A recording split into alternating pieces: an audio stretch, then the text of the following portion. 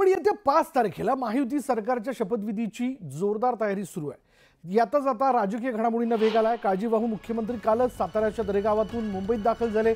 आज महत्त्वाच्या बैठकींचंही आयोजन करण्यात आलं होतं, मात्र एकनाथ शिंदेंच्या आजच्या सर्व बैठका रद्द करण्यात आलेल्या आहेत। तब्येतीच्या कारणास्तव डॉक्टरांनी एकनाथ शिंदेंना विश्रांतीचा सल्ला दिल्यानं बैठका रद्द करण्यात आल्याची माहिती मिळते।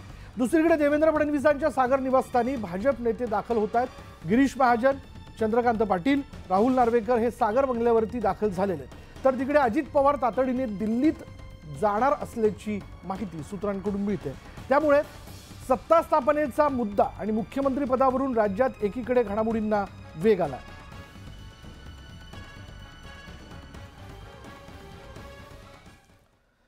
तर राज्याचे काळजीवाहू मुख्यमंत्री एकनाथ शिंदे यांची प्रकृती बिघडली आहे, त्यामुळे आजच्या सर्व बैठका जे आहेत त्यांच्या दिनक्रमातल्या त्या बैठका रद्द करण्यात आलेल्या आहेत। त्यामुळे डॉक्टरांनी त्यांना विश्रांती घेण्याचा सल्ला दिला। दरम्यान एकनाथ शिंदेंच्या निवासस्थानी आज महायुतीच्या नेत्यांची बैठक पार पडते आहे। फडणवीस, अजित पवारांच्या उपस्थितीत ही बैठक होणार असल्याची माहिती होती, मात्र आता डॉक्टरांनी एकनाथ शिंदेंना विश्रांतीचा सल्ला दिल्यानं आता शिंदेंच्या सर्व बैठका रद्द करण्यात आल्याची माहिती मिळते।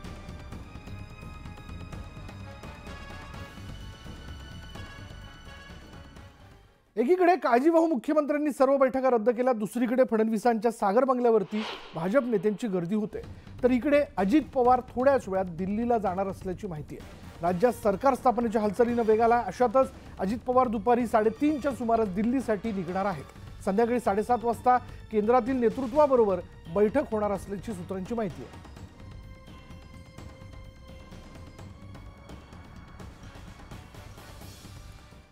आणि आता याच्यात भाजपमध्ये अंतर्गत घडामोडींना वेग आलाय। 5 तारखेच्या शपथविधीची जोरदार तयारी सुरू आहे।